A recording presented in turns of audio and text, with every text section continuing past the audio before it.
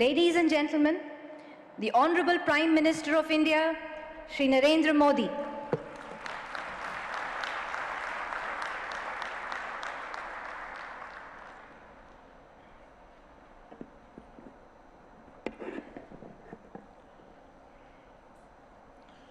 My colleague in the Union Cabinet, Shri Amit Shah, Interpol President, Shri Ahmed Nasser Al-Rais, Interpol Secretary General, Shri Jorgen Stock, Director of CBI, Shri S.K. Jaiswal, distinguished delegates and participants, I extend a warm welcome to everyone for the 98th Interpol General Assembly.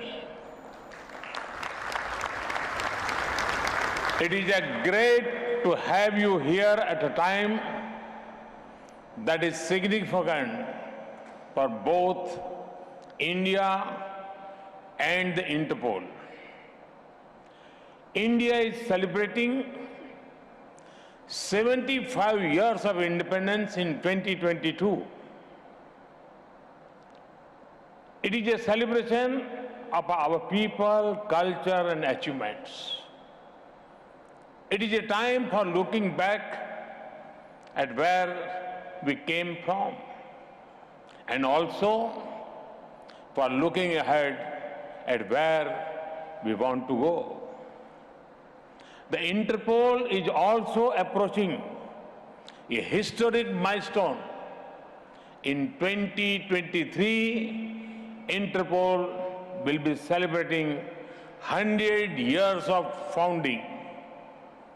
This is a good time to rejoice and reflect, learn from setbacks, celebrate victories, and then look to the future with hope. Friends, the concept of Interpol finds a connect with various aspects of Indian philosophy. The motto of the Interpol is connecting police for a safer world. Many of you may have heard of the Vedas as one of the world's oldest scriptures.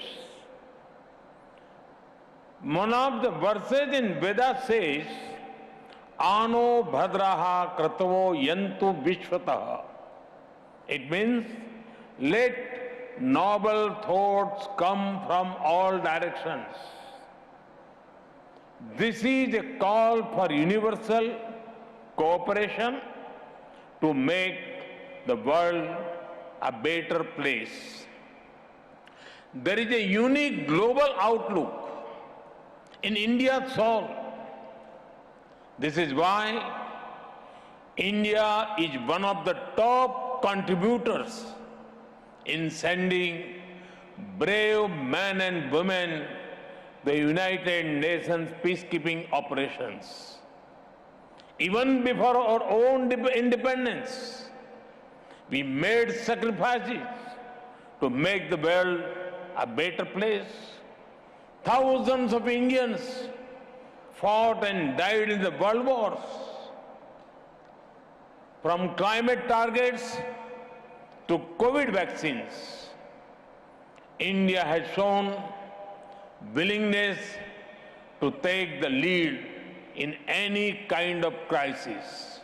And now, at a time when nations and societies are becoming inward-looking, India calls for more, not less, international cooperation. Global cooperation for local welfare is our call.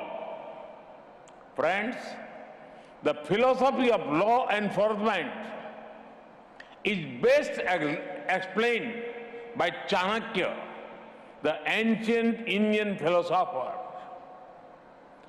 Anvikshaki traivartanam योग क्षेम साधनो दंड तस्य नीति ही दंड नीति, अलब्ध लाभार्था लब्ध परीक्षणी रक्षित विवर्धनी बुद्धस्य तीर्थेषु प्रतिपादनी च. It means the material and spiritual welfare of a society is through law enforcement. Law enforcement, according to Chanakya, helps in gaining what we do not have, protecting what we have, increasing what we have protected, and distributing it to the most deserving. This is an inclusive view of law enforcement. Police forces across the world are not just protecting people, but are furthering social welfare. They are also at the front line of society's response to any crisis. It was most visible during the COVID-19 pandemic. Across the world, police personnel put their own lives at risk to help people out. Many of them even made the ultimate sacrifice in service of the people. I pay my respect to them. Even if the world comes to halt, the responsibility of keeping it safe does not go away. The Interpol remained functional 24/7, even during the pandemic. Friends, India's diversity and scale are hard to imagine for those who have not experienced it. It is home to the highest mountain ranges, one of the driest deserts, some of the thickest forests, and many of the world's most densely populated cities. India packs the future of continents in just one country. For example, India's most populous state, Uttar Pradesh, has a population close to that of Brazil. Our capital, Delhi, has more people than the whole of Sweden. Friends, the Indian police at the federal and state levels cooperate to implement more than 900 national and around 10,000 state laws. Add to this the diversity of India's society. People from all the major religions of the world live here. There are hundreds of languages and dialects spoken. Massive festivals attract millions of devotees. For example, Kumbh Mela, the largest and longest spiritual mass gathering in the world, had 240 million pilgrims. With all this, our police forces work with respecting the diversity and rights of the people promised by the Constitution. They not only protect the people, but also serve our democracy. Take the scale of India's free, fair and massive elections. Elections involve arrangements for around 900 million electorals. This is close to the population of North and South American continents taken together. About 2.3 million police personnel are deployed to help with the elections. In upholding diversity and democracy, India is a case study for the world. Friends, over the last 99 years, the Interpol has connected police organizations globally across 195 countries. This is despite differences in legal framework system and languages. In recognition of this, a commemorative stamp and a coin have been released today. Friends, despite all the past successes, today I want to remind the world about a few things. There are many harmful globalized threats that the world faces. Terrorism, corruption, drug trafficking, poaching, and organized crime. The pace of change of these dangers is faster than earlier. When threats are global, the response cannot be just local. It is time, and it is high time, that the world comes together to defeat these threats. Friends, India has been combating transnational terrorism for several decades. Long before the world woke up to it, we knew the price of safety and security. Thousands of our people made the ultimate sacrifice in this fight. But it is no longer enough that terrorism is fought only the physical space. It is now spreading its presence through online radicalization and cyber threats. At the click of a button, an attack can be executed or systems can be brought to their knees. Each nation is working on strategies against them. But what we do within our borders in our longer enough, there is need to further develop international strategies. Establishment of early detection and warning systems, protecting transportation services, security for communication infrastructure, security for critical infrastructure, technical and technological assistance, intelligence agents, many of the things need to be taken to a new level.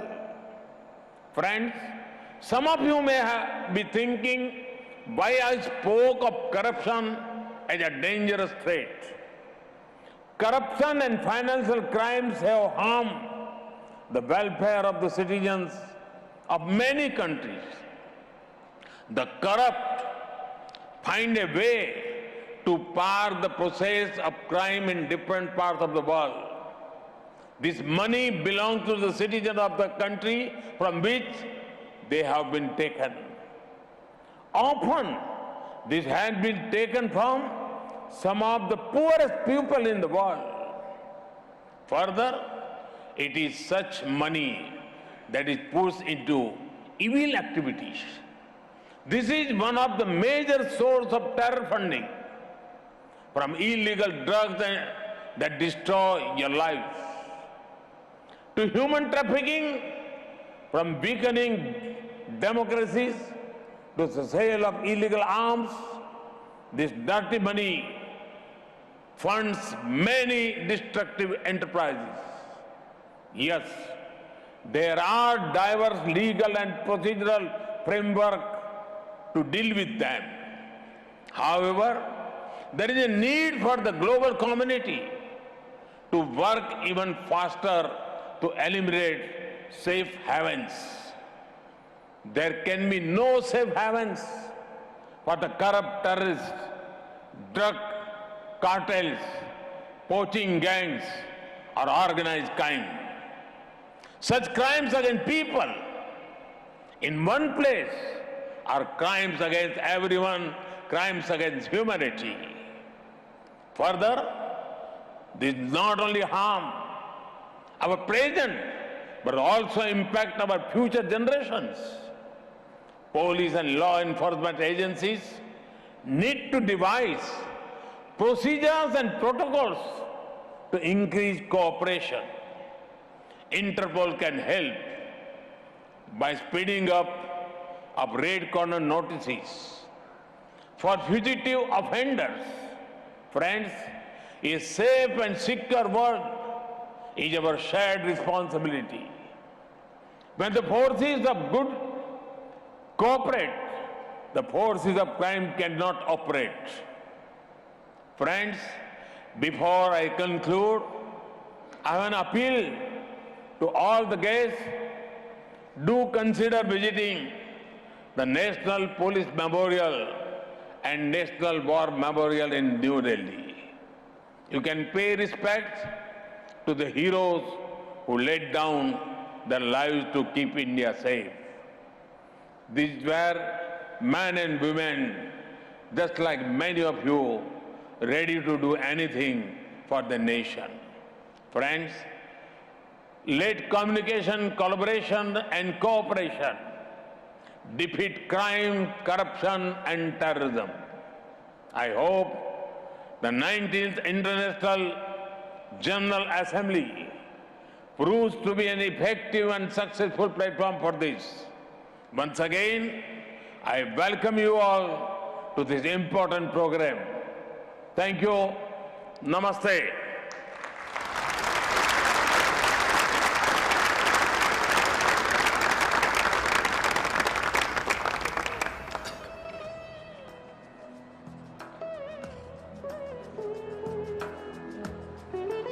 Thank you, Honorable Prime Minister, sir.